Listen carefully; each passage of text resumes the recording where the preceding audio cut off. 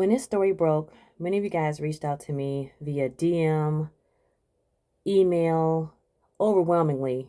I mean, I was even receiving text messages. And I wanted to make sure that when I came to you guys with this tragedy, that I respectfully delivered what happened to Dr. Bailey and how each and every one of us can ensure that this tragedy that involved Dr. Bonnie Bailey, her transitioning does not go in vain. I'm trying to keep it together, and that's the reason. Another reason why I took a couple days before I wanted to bring this story to you guys, because when I look at her, when I look at Dr. Antoinette Bonnie Candia Bailey,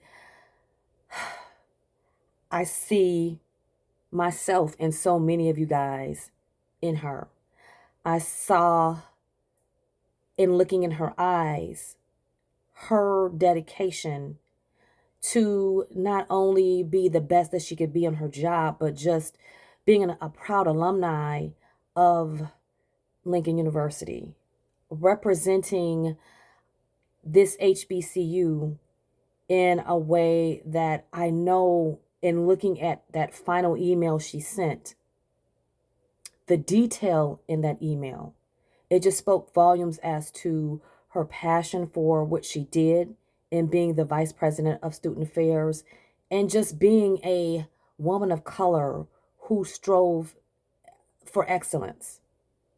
And this this right here, you guys, it hurts. It hurts. I didn't know her, but I know her. I see too many of her every time I turn on this camera and do a video and someone reaches out to me. I see her and know her in many of the one-on-one coaching sessions I've had with you guys. Each and every person I have ever coached through workplace bullying, abuse, and mobbing, each and every one of you guys, I tell y'all when we're on these calls that you guys have something special. You guys have something great to offer. And unfortunately, there are people out there that they don't want to see your greatness. They don't want to see you shine. And so, you guys, I want to take a moment of silence out for Dr. Bailey, if you will. Just, if you guys can just give her one moment.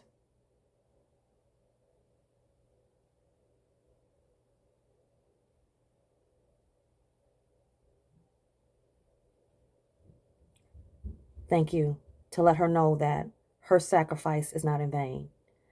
So, what am I talking about? Because I just started rambling. And again, like I said, I was trying to figure out how I was going to bring this to you guys. Because I know there's a huge responsibility on me to make sure that this gets out to the masses. And it's not just on me, y'all. It's on you guys too. You know, push this video out to as many people as you know who are experiencing workplace bullying abuse, who have, whether it's been towards them or whether it's been towards a coworker. You guys, this has got to become against the law. And I'll tell you, when I was made aware of this, and I looked at USA Today. I looked at NBC News, all the reporting on this, because I wanted to make sure that I brought you guys the facts and what I think we need to be doing collectively. Every person that lays eyes on this video is we should be forwarding this video to everyone that we know, and that we should be reaching out to our congressmen and our state representatives. Because for me, the first thing I did after reading a couple of the reports is I got on my email and I emailed my state representative who I've been working with on making sure that we pass legislation for workplace bullying, abuse, and mobbing. And I emailed my senator, and I let them know my dismay, and not so much that we've been working together, but the fact that this is taking so long. And I understand that laws take time to it takes time to pass a bill. But you guys, my question to them was, how many more sacrifices do we need? Because I just did a video a year ago February of 2022. I'm trying to, because we just crossed over to 2024.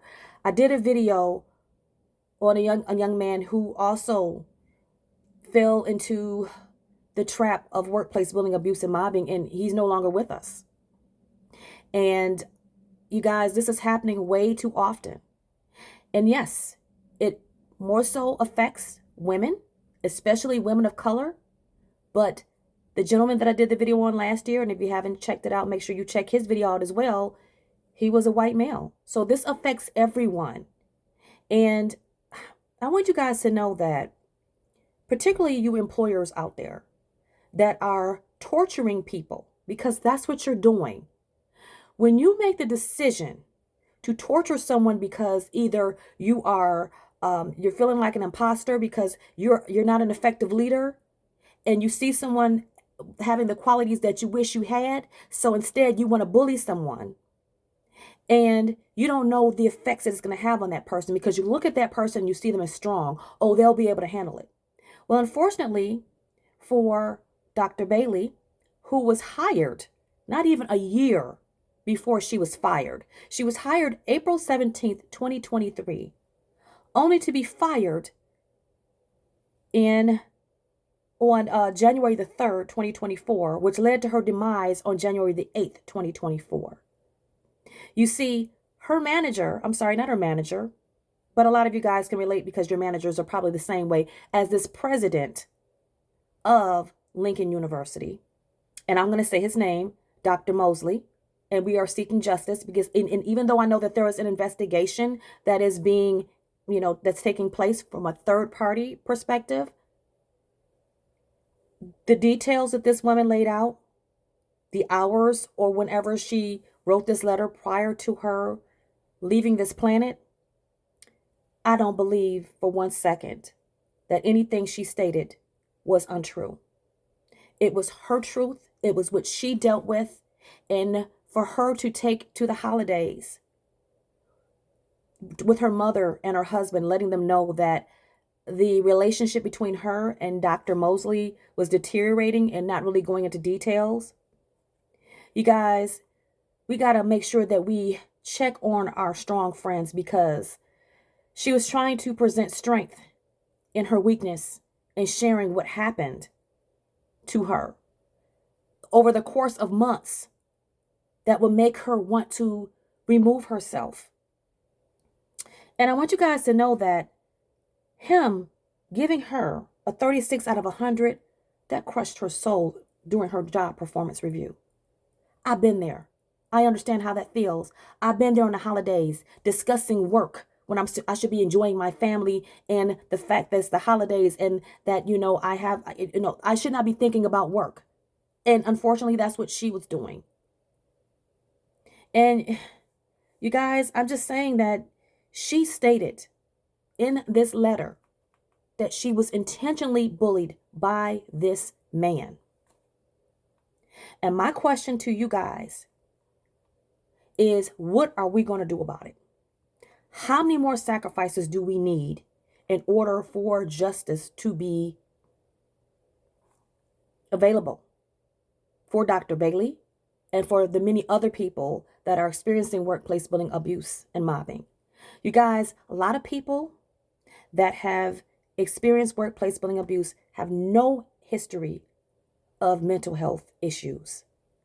But these jobs are making us sick.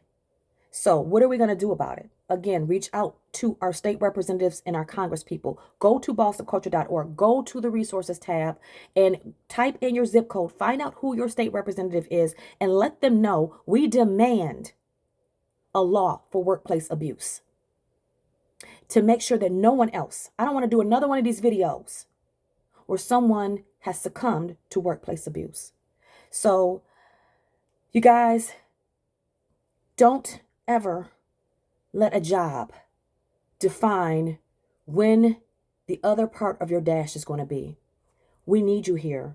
You're great. Continue to be great. And if people can't appreciate you, by all means, put your mental health first and move on. So I hope this video helps someone out there. I'm Kristen Peoples with bostonculture.org. Bye.